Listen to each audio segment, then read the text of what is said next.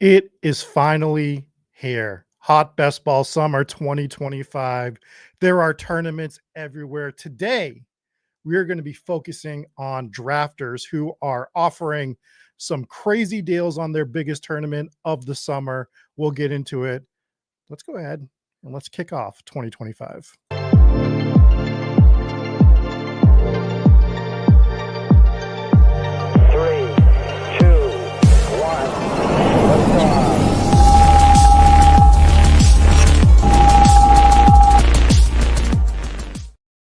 Welcome in, everybody. My name is Rob Coakley. I am joined. I wanted to say as always because I'm used to saying as always, but that would be incorrect on a Sunday morning. But I am joined by Erik Beimfohr. And we were just talking off stream about how Sundays are just chill, man. We just come in, we draft, we have a good time, we talk some strategy, we talk some other things, whatever you want to do. Sunday mornings is just a vibe in its own. But good morning to everybody. It is and it's Star Wars Day, as Robert Griffin III has let us know. I'm going to be honest. I've tried so many times in my life. Not a Star Wars guy. I've tried. I don't hate the franchise. Like, there's those people that are like, Star Wars. Never could get into it, man. Like, I've tried so many different things. The Mandalorian was fun. But overall, how about you? I'm with you. We agree on a lot of we have lots of differences, as most human beings do, in the middle. But Soup being terrible and Star Wars being overrated are two, I think, hot take-ish things that we completely agree on. I've tried, dude. I've tried.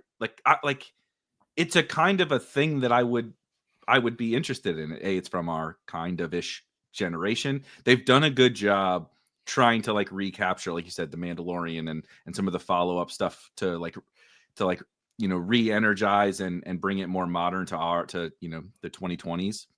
I just can't. I don't know. I just can't get into it, and it's fine. It's right? fine. It's just it's fine. It's fine. It's fine. Yeah. It's like I'm not right. It's like a really good bowl of chicken noodle soup. Like I'm not fucking turning it away, but I'm not like, oh God, thank the Lord. Like I've been craving this forever. Like I'm not excited about it. I'm not ordering it. That's for sure. I'm not going on Amazon Prime and paying for all the Star Wars stuff or all the movies or whatever. Like that's just not happening. Like I don't. What is it on Disney? Yeah, like Disney Plus. Like I don't pay. I do have Disney Plus. I don't pay for Disney Plus because of fucking Star Wars. Okay, like that is a fact. Don't get us started, Christopher. God we've damn done, it, we've done the anti-soup rants. We just said times. This is the vibes-based show. I was so excited. I got goddamn house slippies on right now. Like this is the dream. I get to show up. Rob does everything, and I just get to hang out and troll one of my friends' teams that he's about to draft. Like this is what I'm here for. Don't get me started on soup, please. My wife loves soup, by the way. So it's an internal also drama in the Beimfohr household. Speaking of which, we've already registered for the Drafters Championship. So if you want to jump in there with us, I would highly suggest jumping in there now. It's about half full as we wait for this tournament to fill. And I should have been more prepared, but it's Sunday, so we don't come into the Sunday shows fully prepared. But they are offering a lot of incentives to draft on drafters this through June 30th. They're basically doubling their normal tiers. So if you draft 10 teams by June 30th, you're going to get 2 free teams. 25, I believe, is an additional 2, which is teams. One every 6 days or something. Right. Like it's nothing. Right. So if you're looking, and the perfect tournament to draft without having the schedule, because week 16, 15, 17 do not matter in this format at all, because this is only risk scoring. Only risk is both your quarterbacks or both your tight ends are on the same bye, and even then it's like, like it's not that big of a deal. It's not a huge deal. So I think if you're looking to draft now through the next 11 days and beyond through June, Drafters is definitely a place that I'll be firing more of my tournaments on, just to take advantage of that incentive that's going through. And I'll tease it. I won't say what it is, but I have an idea for a drafter stream that you sort of know about, Eric. And this might incentivize it to be done in June now rather than July or August. I don't know. Even I don't know what that is. I have some thoughts, but I don't even know. Even no one knows. It's a stupid thing, but I'm gonna do it. Well, that's what we do. Yeah. I also have a stupid idea, which I shared with you, and you'll remember this if you start to connect the dots. We're gonna do this. I've decided. You and I talk. So, for anyone that has not followed us for a couple of years, we have done some very stupid draft streams, including the July 4th hot dog eating contest draft stream, which literally ruined hot dogs for me. It's not like that was that difficult. To this day, I have not had a hot dog since we did that draft stream. We did the Hot Ones draft, in which I thought I was going to die for like 24 hours. Afterwards, Rob got hot sauce in his eyes. Oh yeah, I did. Like it was epic. We've done the drinking streams. We've done a lot of the fun stuff, but Rob and I have discussed one that my wife in particular, Rob, wants us to do, which of course we've shared it. We've even shared the Amazon links to purchase the things. That is a very torturous experience for both you and I. And I had forgotten about it, and Alyssa just sent me the other day, like, you guys got to do this, because she saw an Instagram video or something that was these guys doing a similar type challenge, not fantasy football. And so I think it motivated me to do it this year, but I'm already scared ahead of time because it will be painful for both you and I. Well, she's lumping me in with you there. She's like, you guys. Yes. She should have just said you have to do the message said you and Rob need to do this. So you're in. There's no outs.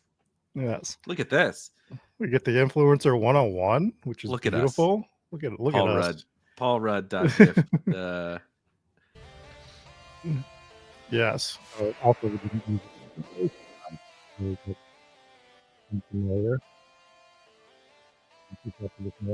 we get the 101. You sound like you're underwater. Is it just me? Do I still sound like I'm underwater? Now you're good. Sometimes StreamYard likes to.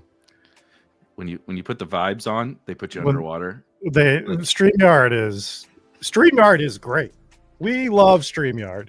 It's a promo code Spike.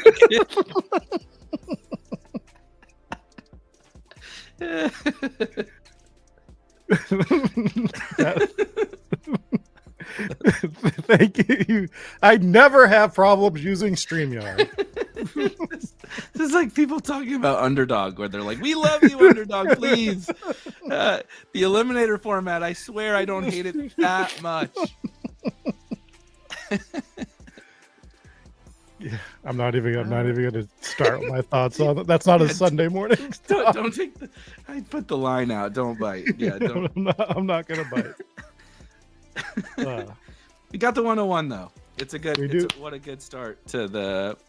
I'm very clearly slap happy today. We celebrated a little bit of Cinco de Mayo last night, and it's 9 a.m. local time for me, which is significantly earlier than I'm used to going live on the internet.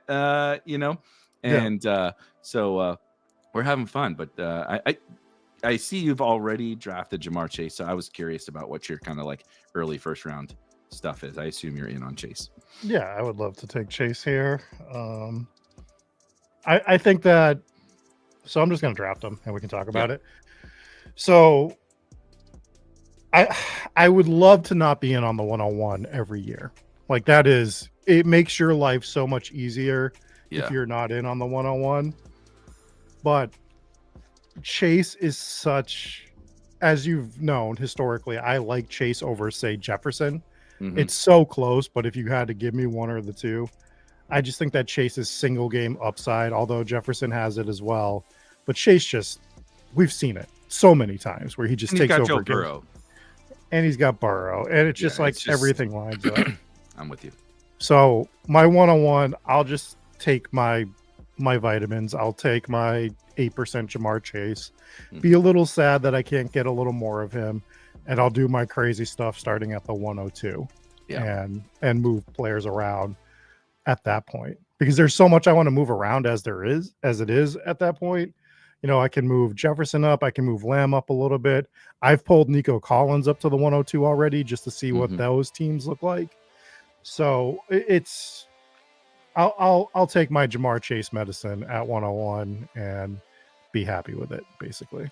I also think I'm glad you called that out, right? Like on drafters, like why is Rob saying, you know, the ability to fade the 101 or the 102 or the 103 or whatever is so impactful is because on drafters, you're competing against all 100,000, you know, all tens to hundreds of thousands of other teams.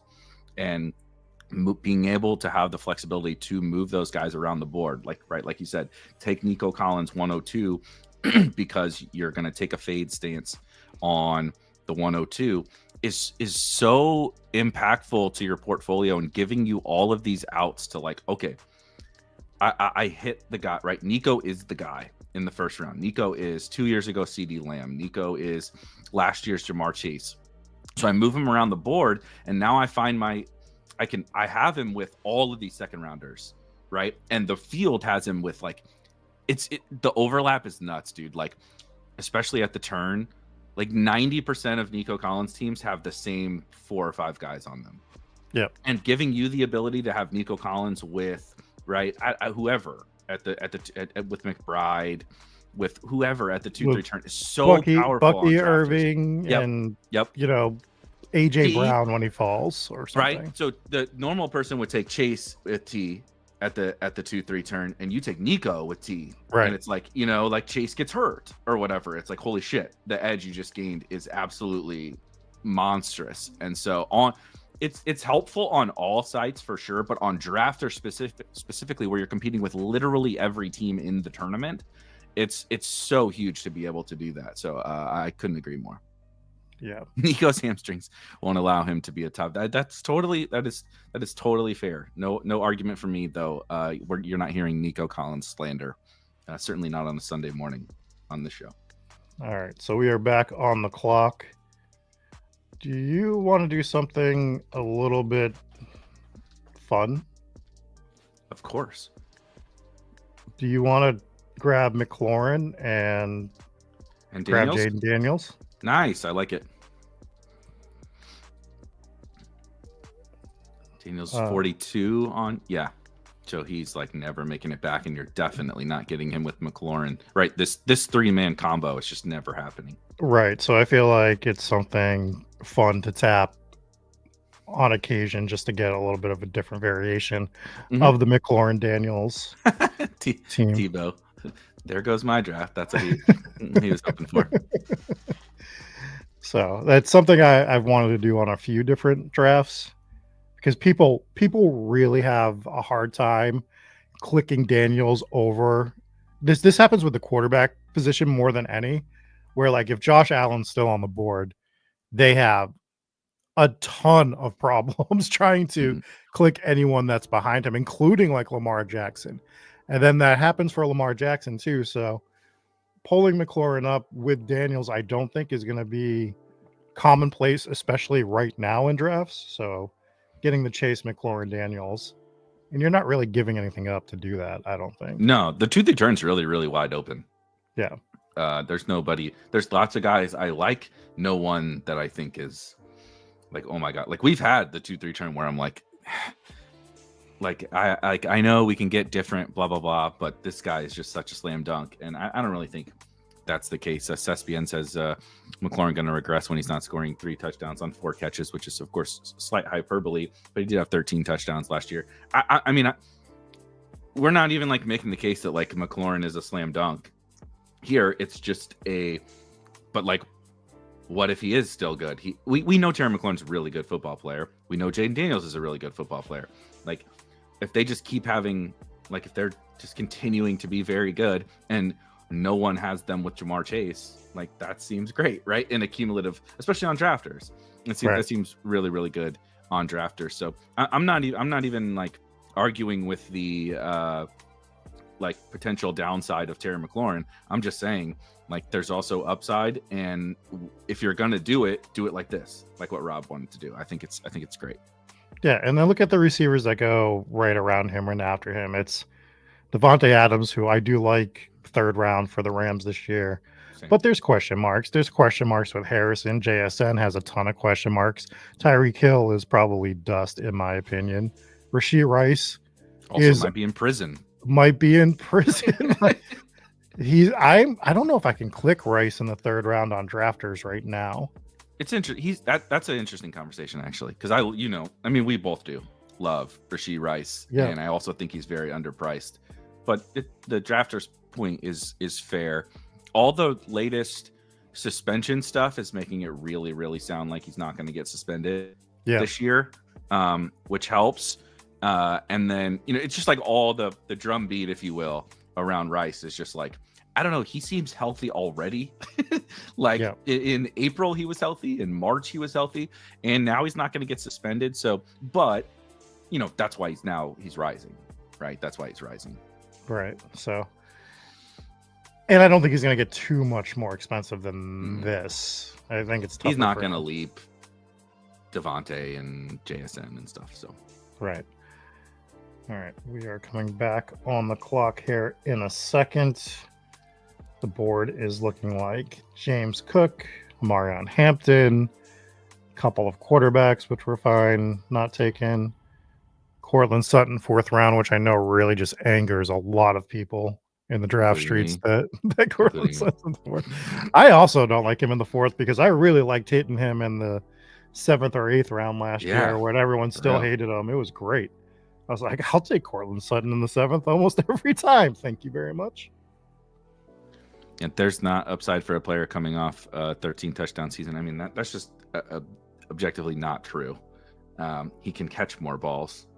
Like, things can happen. I agree. This spot you're in right here is why the end of the first feels so much better. It's crazy. Yeah. Do you like Amari on here? Yeah, I'm cool with Hampton. It's a nice fall for him. Like, speaking of like crazy unique player combinations, like you take Hampton here with Chase Daniels McLaurin is like, you're the only team in the tournament so far that has that 4-person combo. Is there anyone else that stands out for you here? Do you like Cortland Sutton for drafters? Do you like JMO? Does Waddle jump out? Any of the backs? We got 8 seconds. I do like Chuba on here, but I'm cool with Sutton also. Let's take Chuba. I haven't taken him enough, and Chuba's a nice pair with Hampton. Was kind of my thought, especially on drafters. Yeah, and I worry that Chuba ends up becoming a blind spot for me that I need to make sure that I don't get behind on, because I do feel like I haven't taken him enough. Not that I've done 100 drafts already, but I know that the name's not registering the way that it should. And I think we all get those players. We talk about it every year. He was one of my guys last year, as you know, and even talking with Corinne on Friday for about 6 hours, as we do. He was the one like hammering it into my brain. Like, I don't know, man. Chuba still seems like a pretty good pick. Like, he's fine. Like, it's not like, oh my God, you got to take 25% Chuba, but it's like Chuba seems fine. Like, at this price, he is him, that whole range. Him, Sutton, right? JMO in a very different way. These guys serve their purpose in certain rooms. And I think when you do this, where wide receiver's not great at that 4 or 5 turn, and you already have Chase and Terry, and you took Hampton, who's like maybe a slow starter. I'm not projecting it, but it's possible, right? Like if Najee gets 15 carries in week 1, or is anyone gonna fucking be surprised? Like, right. No. So like Chuba fits, right? Chuba really just fits, or like a modified hero-ish. If you didn't take Hampton, you took Sutton or whatever. Like, Chuba can pass the torch to your 9th and 10th round running backs as they start to take over. I just think he was good. He was really good last year. I know they brought in some guys, but there's no real reason why he's not just gonna get a bunch of work at least to start the season again. I wish we could get Chuba the way we got him last year for the September only tournament. It was the easiest click in that entire tournament because he was obviously the back for the first 4 weeks. Yeah, Brooks was on PUP or whatever. And still getting drafted in the 11th round on the September only tournament. If you ever want to talk about a tournament with edge, when that drops, that is the edge tournament. And it's because of people like us that draft too, because they still overvalue, like a lot of the rookies we draft, right? We draft because of mid to late season upside. That I think that's pretty universally known. That's why we're drafting them, for them to take a role, secure a role, with exceptions, of course, of people that come in and start right away. But we sort of can pinpoint who those guys are going to be. And people do not draft like the September only tournament is the year-long tournament. So that is one thing I'll say if you're drafting over on DraftKings, but we're not today. We're drafting on Drafters. And I still think Chuba in the 5th. And I sort of sneakily like Carolina this year. Not to finish as like a top 10 offense, but top 15, I think, is in the range of outcomes. Agreed. More so. I think Bryce took a small step based on who Bryce is forward last year. He only takes small steps. He only takes small steps, but it went forward last year. When you're 5'6", you only take small steps. Yes. So, but it wasn't a backward small step like he had been taking for 2 years. Yes. Yeah. So I think that, and I think his role is just, it's so weird. His role feels more secure this year than it did last year. Right. Which is crazy. Which is weird to say. So I sort of like Carolina. Like I'm not looking to stack them heavily all the time. I'll have some Carolina stacks with, Ted and Bryce and Chuba and stuff, but I won't go crazy. But one-off pieces with the Panthers are fine for me. I agree. Benny says Carolina also gets the NFC South and, of course, a 4th place schedule because they were last in their division, which is really nice. I kind of wanted to take my first share of Laporta, but he goes. Yeah, Laporta would have been nice. Anyone jumping out for you? I love me some Tony Pollard, but that's actually who I wanted. So I love me some Tony Pollard, but right. Let's take Pollard and let's figure out a receiver, maybe. Yeah, it's a nice little receiver range, kind of a. This is the buffet part of the receiver. Choose your own adventure. Who do you like, right? Yeah. Do you like Golden or do you like Pearsall? I think I would take Golden on this team. All right, let's do it. Right, because like despite the what's his name in the chat is really not into Terry McLaurin, which again I agree with. Also, the idea that someone can't catch more balls because they haven't in a few years is just nonsense. Like that's Cooper Kupp did it, Mark Andrews did it, like Devontae Adams did it. Like it happens. Like target volume and reception totals are much more about like the way your games play out. Does your defense stay healthy? Like all of that kind of stuff than just pure, like if it were so easy to just project reception totals, like best ball streams and shit wouldn't be so popular because it would be solved. This game would be solved. There's just a lot of variance in that kind of a thing. But to that point, I think you generally know what you're getting with Terry McLaurin and with Jamar Chase.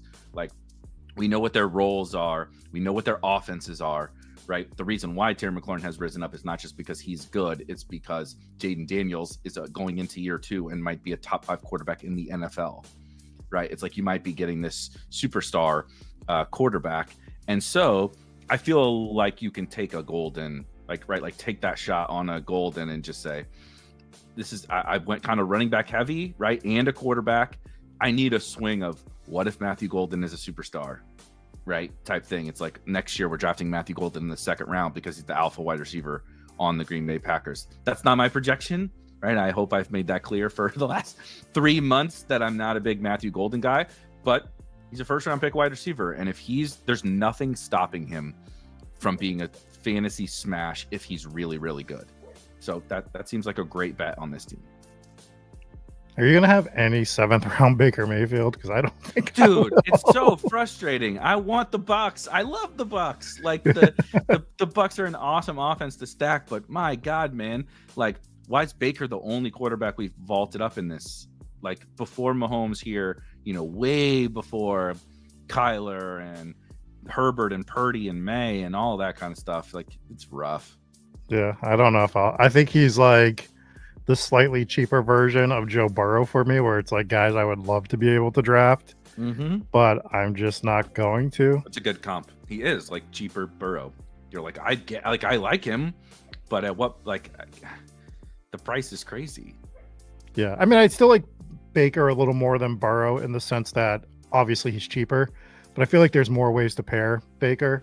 Definitely. And I feel like Burrow, going 4th round Burrow is, that either the T or the Chase drafter is usually the guy that's snagging him, and I just would rather, I'd rather go, if I'm only getting 8% Jamar Chase, like I'll just take him without Burrow every time, just to, because the leverage there is taking him without Burrow when he's probably 50%. I mean, I'm just throwing a random number out there, but it's probably close.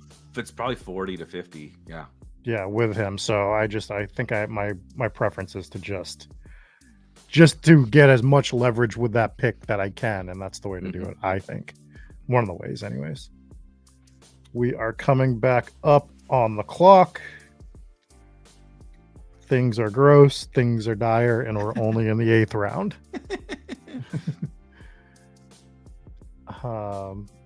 I'm upset that Josh Downs went. That would have been one of my preferred picks. Is there any one? This is rough. This range is rough. You can team stack it up with B-Rob. Do you like Burden? I think Burden is a nice fit on this team as well. Yeah. Let's take Burden and let's figure out what we're going to do here. I don't hate Mark Andrews in the 9th. Yeah, he's a really tricky one. I have him just like around ADP because I don't really know what to do with him. Right. Do you want to go B-Rob and just get this Washington? I like B-Rob on the team stacks, right? Including kind of all the positions is really good on drafters. All right, let's do it.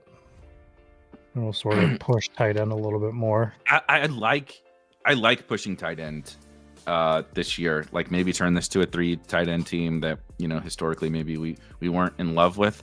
But I think there's a bunch of cheaper options. Like cheaper, I mean like starting now, like the next time you get up on the 120 plus. Yeah. There's a bunch of tight ends that you can cycle through that I think are just like really good picks. And at this time of year, like we just don't have a lot of late round options that like we can feel even remotely confident in. And the tight end position is one where I'm not saying I feel we can be confident in how many points they're going to score, but like these guys are going to, of course, make the team and play football in NFL games. And it's like, I know that sounds silly, but like, dude, we're going to take guys in even like the 17th round of drafts in May that like are like 50-50 to make the team. You know what I mean? Like it's really crazy. So shielding against some of that, I think is helpful with the tight end position specifically. One thing I don't want to fall into with the tight end position, which I've already caught myself sort of falling into, is if I don't get McBride or Bowers, I almost don't see the position till the 12th or 13th round. And there are guys that I do want to sprinkle in some drafts. Like obviously Kittle, I want to make sure I'm getting some of him, but the 4th round price is sometimes hard. I think 6th round Laporta is pretty good, and I still haven't been clicking the button. Mm-hmm. So I want to make sure, but more so, like I talked about the blinder with Chuba. I don't want to blind myself to like a TJ Hawkinson or a Mark Andrews here and there. Yep. So it's not going to be a preferred method. It's not going to be something I'm doing a ton of, but I don't want to do 0. I'm with you. Thank you, John. Appreciate you. Thanks for hanging out with us on a Sunday morning. Wow. brought the doozy. What do you think about this? Judkins or Caleb Johnson, PPR dynasty? I think it's actually a fitting question because the answer to me is like also the same for best ball, whether it's dynasty or best ball drafts.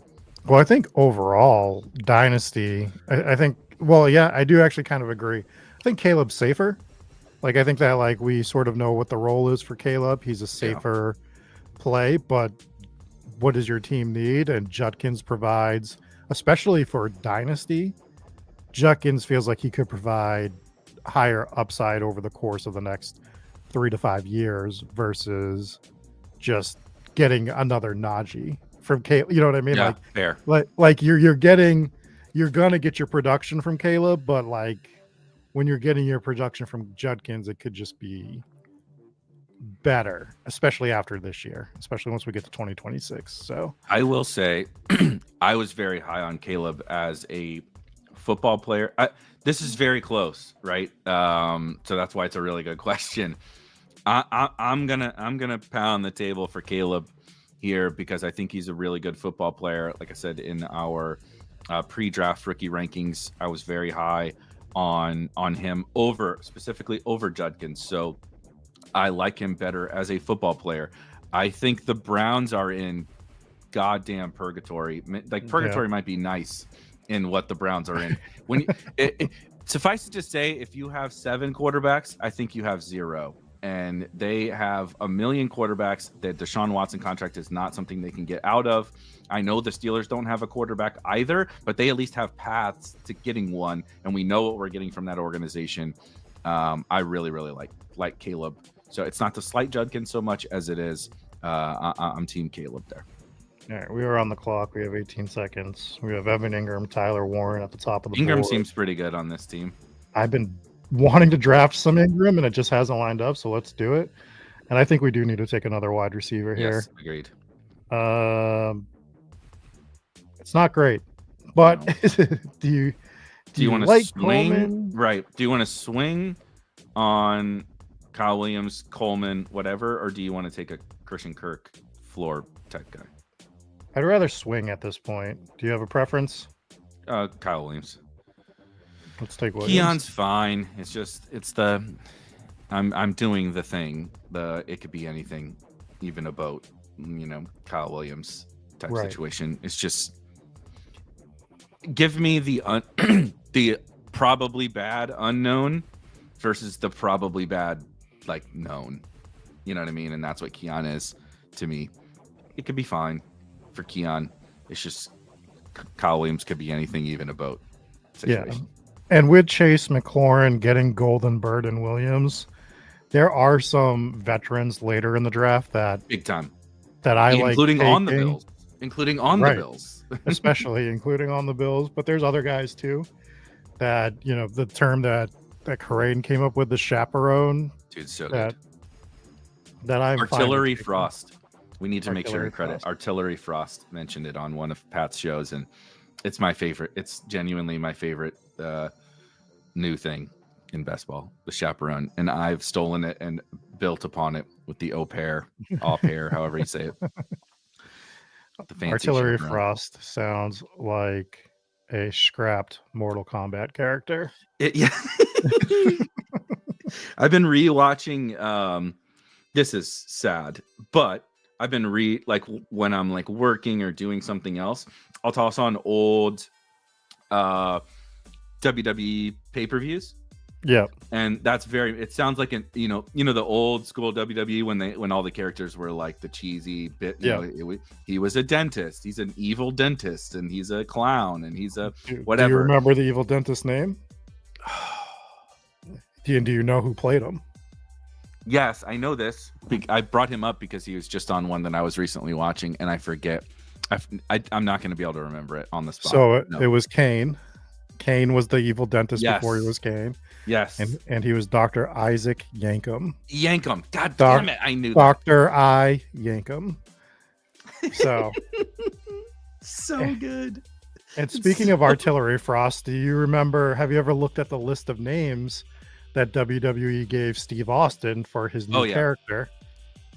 And one of them He talked about that on a documentary once, and it's hilarious. Chili McFrost, they wanted to call him.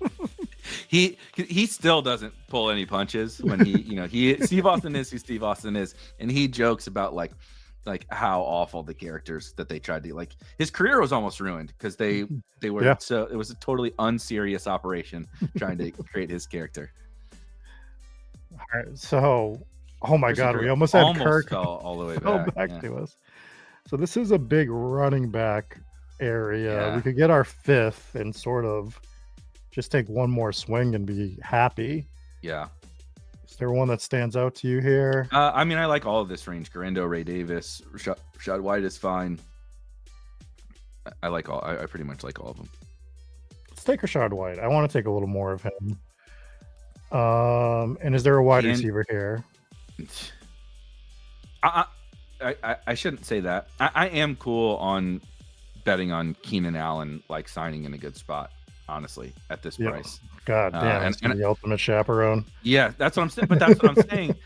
This team has Golden Bird and Kyle Williams. Yeah, like it needs like the peak big ass bearded Keenan Allen, right? He's got the chin strap, makes his pinching his beard up against his face, like just total peak chaperone. Keenan Allen. Yeah. Rashad White also. This team is chaperoned out, I think. These kids are safe. These kids are safe as shit. They're the preschool that's walking down the street that all have the leashes to each of their wrists.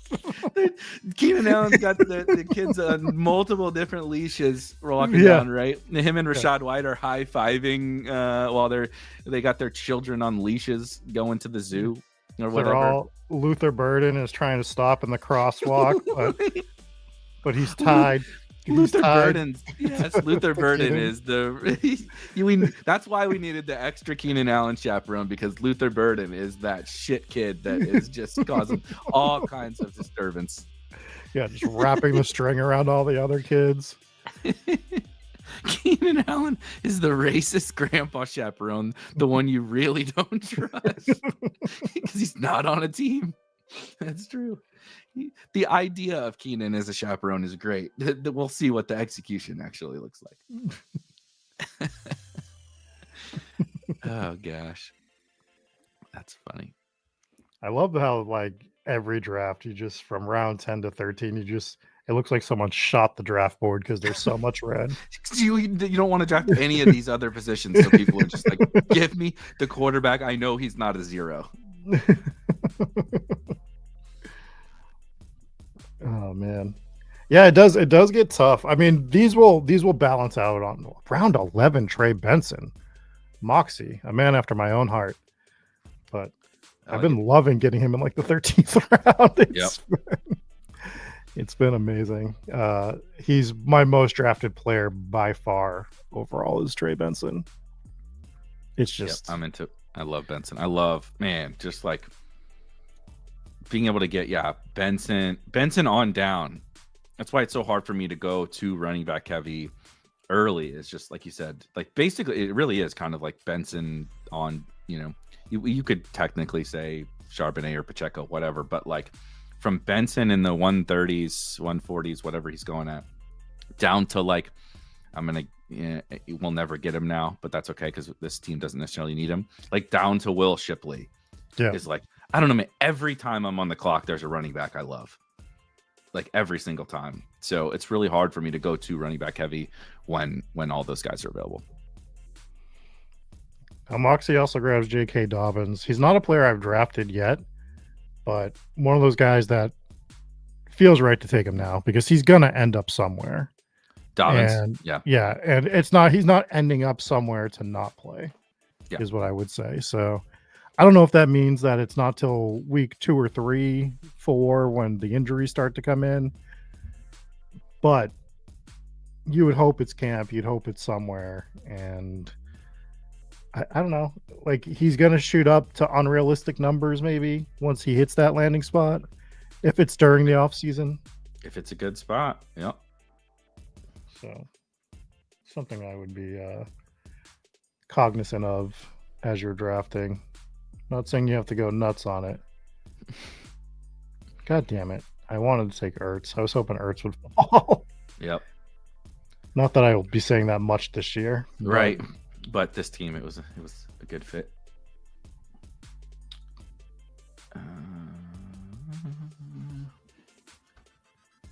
What are your thoughts on Pierce? I'm cool with Pierce. Just for He's some another pop?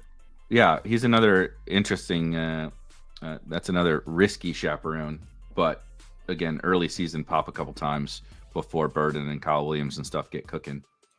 I think that makes sense. Any tight end jumping out to you here? I mean, I like Strange. Yeah, I like Strange as well. He seems good, especially on on this team. Funny to draft Ingram and Strange together. They probably hate each other, but what could have been and what will be. Yeah, exactly. We'll call this tight end room. Exactly. Let's put Theo Johnson on here and get it's a sign as a flat circle. But yeah, it's just like, but this is why it's so hard at tight end. Like, dude, I love, like everyone does, Brock Bowers, Trey McBride, right? George Kittle. You mentioned the mid tier, who I would call I'm more neutral on, the Jonus and Hawkinsons and all that kind of stuff. But like you're like, I don't want zero of all those guys, of course, of McBride and Bowers. But like, I don't want zero of all those guys. But then you're like, I don't know, man. I can get to round 15, and Brenton Strange is going to run every single fucking route for the Jacksonville Jaguars, right? Evan Ingram is like, his competition is Adam Troutman, and Pat Bryant for targets. It's like, it's just really hard to not say that the tight ends are like, right, again, the tight ends and these running backs in these rounds are just the best picks. And you talked about the bloody, round 10 to 13. It's like, so from round 10 on, it's never a wide receiver that's the best, like never. It's just always all these other positions. So I'm trying to constantly keep that in mind, because these, like I said, I can just always get a good tight end, always get a good running back, and up until like Geno or something, I can always get a good quarterback. Yes, although we may have went too far on that for this draft. There's potential, but we'll see. Sure. We'll see as we get back towards what we're doing here. Bobby Ray says, was surprised to find out Alec Pierce was a second round pick in 2022. Some morons. There's two of us on this stream, and the one that was not named Rob really liked Alec Pierce as a college football player, and woof. I guess a little bit of vengeance came last season, but like just a little. Certainly not worth a second round pick in the NFL draft. So when I liked Pierce, again, I'm gonna just reference this tournament again. Pierce was undrafted in the September only tournament last year, like he was in most drafts. Mm-hmm. And God, I couldn't stop hitting him in the 20th round on that tournament, because I'm like, I don't know, it's Alec Pierce. He's probably going to have some sort of role. He didn't get cut, and when he scores 20. So I'll take a 20th round guy that's either going to give me 0 or 20 in this tournament. And I feel like in a lineup like this, we can, as our 7th wide receiver here, I think, a guy that hits our lineup 3 times with 20 plus. I don't know. That feels great. Mm-hmm. Overall, we're counting on Chase and McLaurin to hit our lineups at like probably 75 to 80% and 70% clips respectively. So we're sort of trying to rotate the 3rd and 4th wide receiver spot more so. And I think that's the way you got to look at it sometimes. And Kyle Allen, we have Kyle Allen. I was trying to bring up Keenan Allen, not Kyle Williams. Allen. There's a Kyle Williams. I know. But we had them next to each other. My brain's short. When you put Keenan Allen and Kyle Williams together, you get Kyle Allen. Yeah, not great. Not great. Not good. What do you want to do with quarterback Darnold? I mean, look, I get all the issues with Darnold, but this is a nice fall. I think I would take the gift that the room gave us. Yeah, I don't think I'll be taking him much this season, but on this team, with how far we pushed it, I think it's great, and I have an idea for later with him. Yep, I like it. And so a lot of my favorite running backs went. I am into Woody Marks, honestly. I saw another name on there that we might be able to wait for, but Let's take Marks. I think the upside's just the best of what we're looking at here. He's a 4th-round pick with no real competition for the backup job behind an old as dirt Joe Mixon, and he's a pass catcher, and this is a full PPR site. It's like we can hate we can hate the fact that the Texans took him in the 4th round. We can hate the fact that they traded a fucking future 3rd-round pick to move up to get we can hate everything about it, and he can still be a good pick in the 17th round in my opinion. Yes. I do have a treat for everybody after the stream. It will be once we've wrapped up this draft, it'll take 2 seconds, but specifically Moxie will like it. So stick around for after we recap the team, because I have something for everyone before we get out of here. What a tease. That we'll see. That's what you have to do. You have to tease it so that they stick around. We treat the YouTube viewers like 6-year-olds. You got to Piece treat candy. Peter and Family Guy. You just leave a trail of candy and ooh, piece of candy. Ooh, piece of candy. Ooh, piece of candy. God, that was like one of the first few seasons with James Woods, right? That was like season 2, maybe. Yeah. Let me find out. Before it got I canceled. watched. We watched when I was in college, my freshman year of college. I lived in a dorm. They called it. I went to a school named McKendree. They called it the Suites. This like apartment complex. Mm-hmm. There was nothing sweet about these. It was an absolute fucking shithole. Like total shithole. Our living room. We just straight up left the beer pong. We removed everything, and it was the beer pong room, the living room. We just our place was one of the party spots. We shocked. watched family. Yeah, everyone is really shocked to hear this. We would come back in between. I shouldn't be saying this publicly, but I'm about to be 37 now. I think the statute of limitations on my college crimes are gone. we would come back in between. Like there were 6 of us. 4 football players, 2 wrestlers, 6 of us in the same dorm.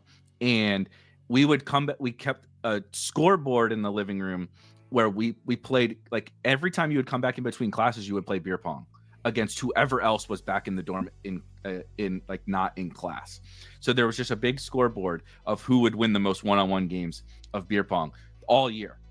Like hundreds and hundreds, thousands of beer pong games. And it was just like, if someone is back and you're back as well, you play a game of beer pong, and we keep the counter running, because it was like a king of the court type thing. Who could win the most games of one-on-one beer pong? That was basically what I did my freshman. I played football and played beer pong.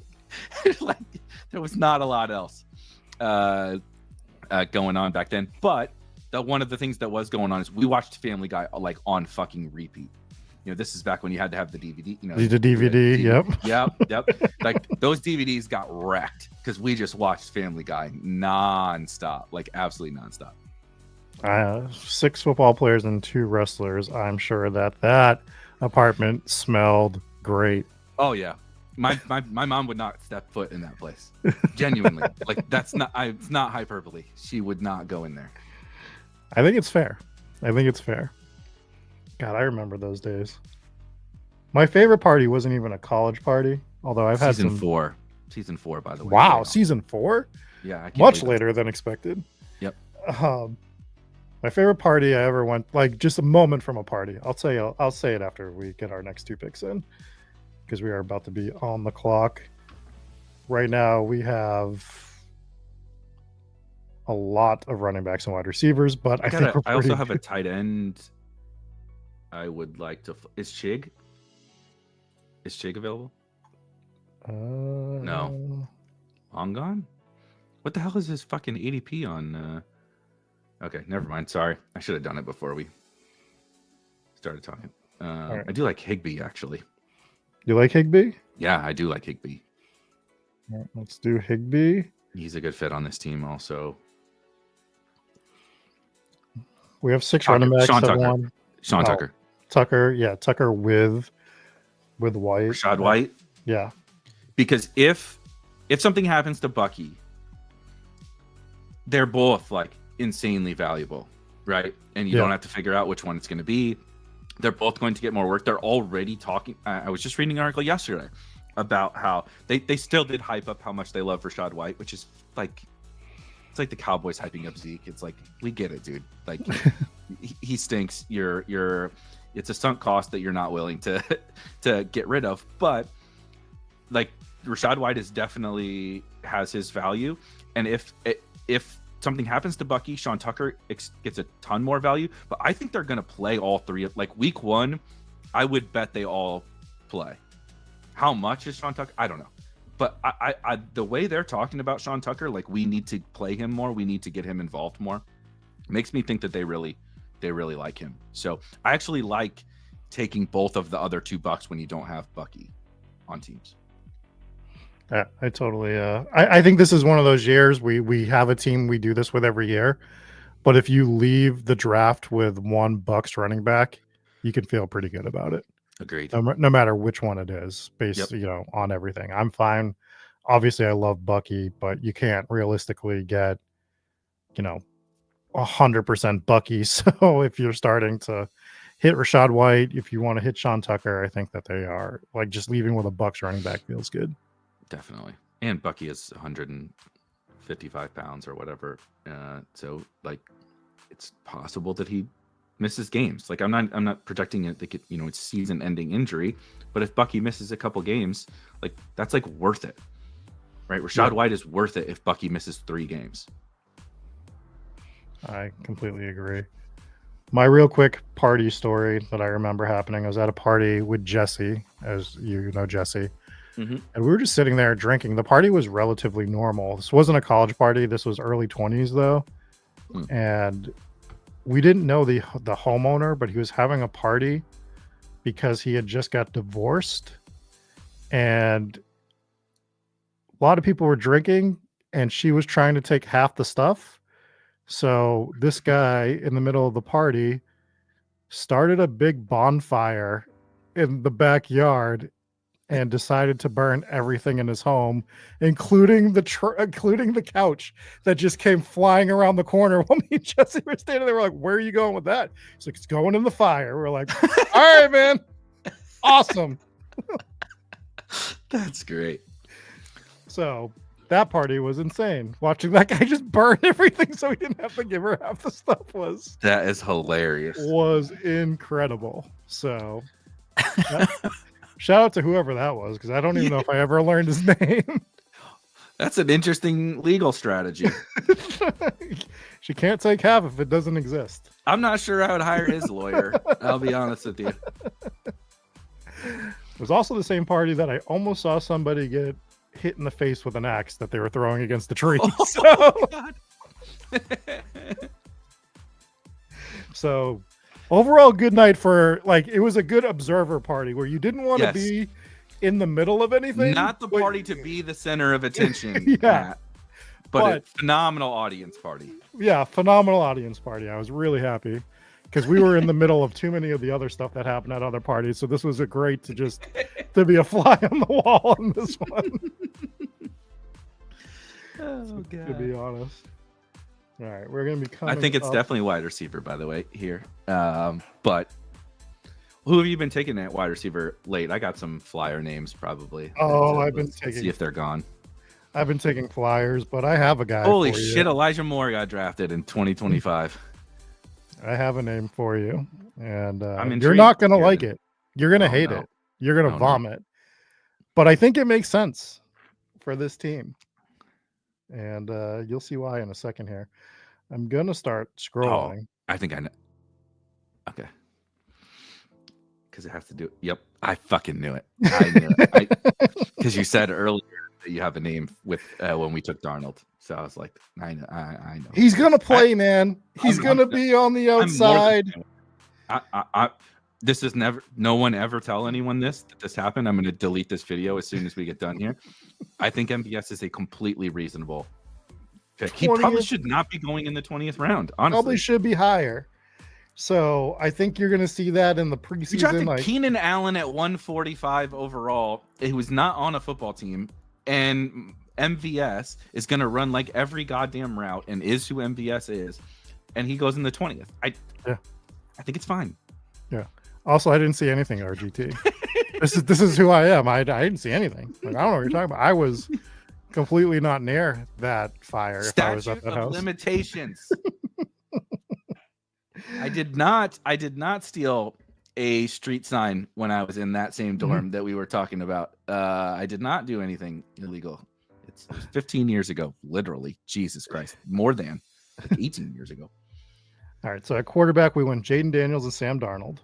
Running backs Amarian Hampton, Chuba, Tony Pollard, Brian Robinson, Rashad White, Woody Marks, Sean Tucker, which I think is a fun running back room. I think this is just a really solid room. Wide receivers are Jamar Chase, Terry McLaurin, Matthew Golden, Luther Burden, Kyle Williams, Keenan Allen, Alec Pierce, MVS to pair up with Darnold, and obviously McLaurin goes with Jaden Daniels. And then 3 tight ends with Evan Ingram, Brenton Strange, and Tyler Higbee, which I think is totally fine. Like, I don't think this is a team that I would tout as one of my favorite teams I've ever drafted.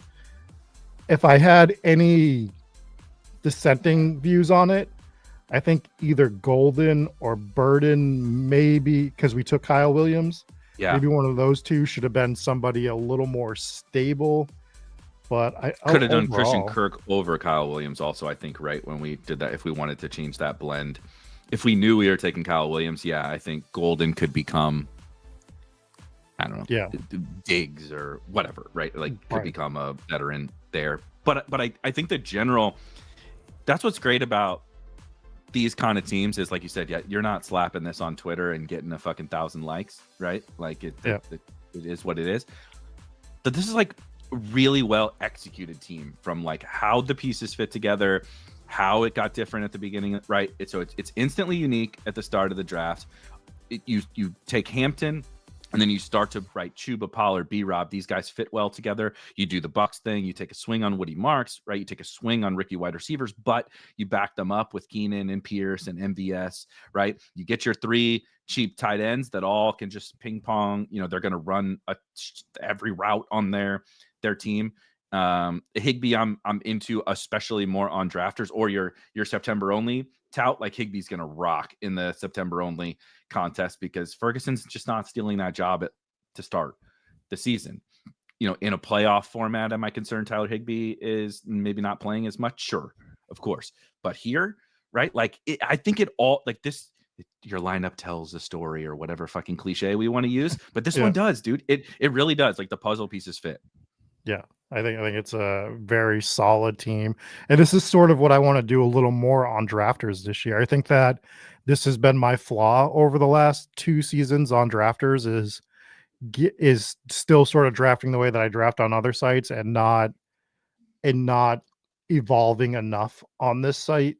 And I think that teams like this, although quote unquote not a ton of fun, are really solid for this format, PPR, you know, cumulative scoring. So I do like that we did this. All right. I teased it at the beginning. I am going to share with everybody. I actually have footage, like firsthand footage of Moxie putting together his, like, updating his journal. Do you want to see it? Let's go ahead. Let's go ahead and share my screen here as well. And I'll just show you real quick. Here is Moxie. He is putting in his journal his team. This is how he puts together all of his best ball drafts, writing down and on a quill pen on old parchment exactly what he does for his draft teams. That's not the exact footage I wanted. I'll find the better one for the future and throw it in there again at some point. But that's Moxie's draft IQ there on with the parchment paper or whatever the hell it is. Yeah, that's what he thinks he's paying us $40 a month for, is to journal his own teams. I promise you, for the rest of you, that's not how it works. You click a button and the wizardry happens. But you know, not everybody's up to speed with the modern technology. Yeah, and as Versier says, I took that at 4:12 a.m. That is correct, and I mean, to give you a basic gist of what it said, it goes on the 4th of May, year 2025. Colonel Moxie is writing to request backup on this draft. I have been scorned. I have been forsaken. And it just goes on and on about how he missed out on Jamar Chase and other draft picks that he wanted to take in that draft. So That's good. maybe I'll write it one day. Maybe next week I'll write out the Moxie manifesto from 1862. I was gonna take this bit way too far for sure. Oh, I will. I foresee costumes and like having someone else record you out in a field somewhere. Like I can see this. I can see where this leads. This is what happens with me. I take things a bit too far, and then, as we know, almost every other best ball content will steal whatever I do and try to make it their own. So, oh man, standard operating procedure in 2025. Do you have any closing thoughts before we get out of here? No, check out the latest Legendary Sickos that just posted yesterday morning with Karain and myself. If you have not, of course, it is on this YouTube channel. Of course, subscribe, blah, blah, blah, right? Like, subscribe, all that silly stuff.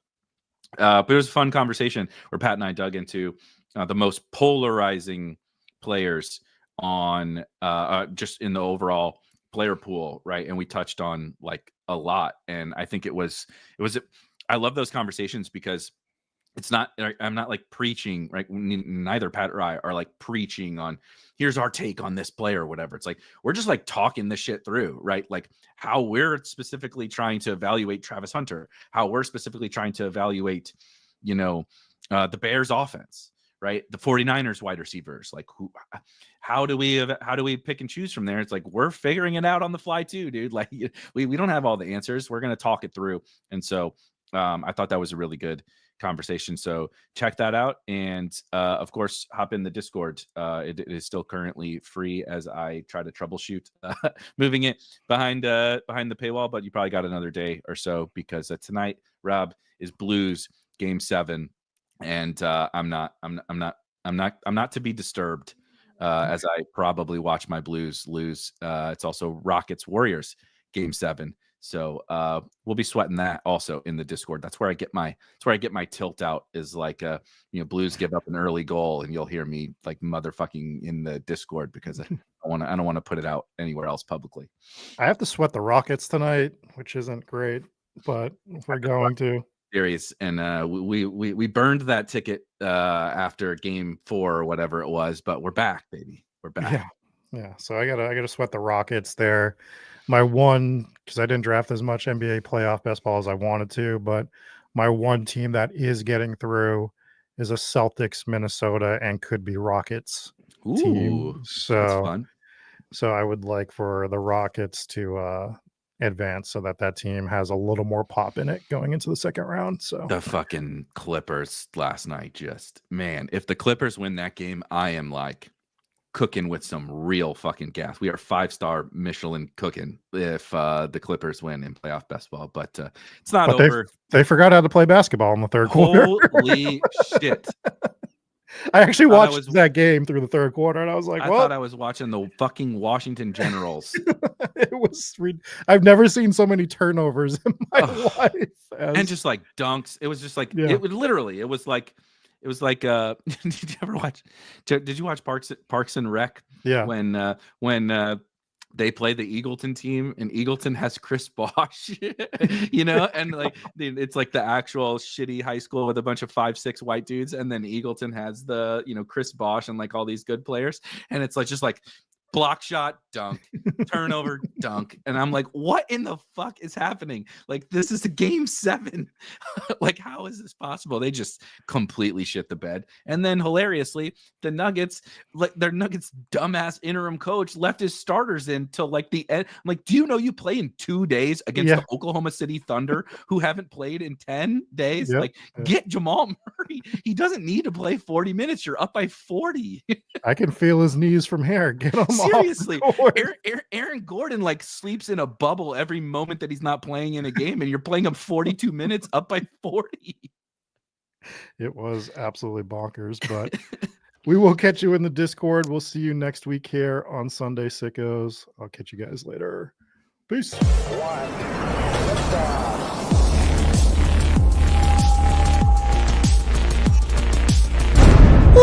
those were some spicy takes. Want to stay up to date with all of the other spicy takes we're going to have over here at Spike Week? Why don't you press that subscribe button below? You turn notifications on, we draft a team, boom, you know about it. We have another spicy take, boom, you know about it. You can be there, you can draft with us. You want to stay up to date? That's how you do it. All right, we'll catch you later next time here at Spike Week.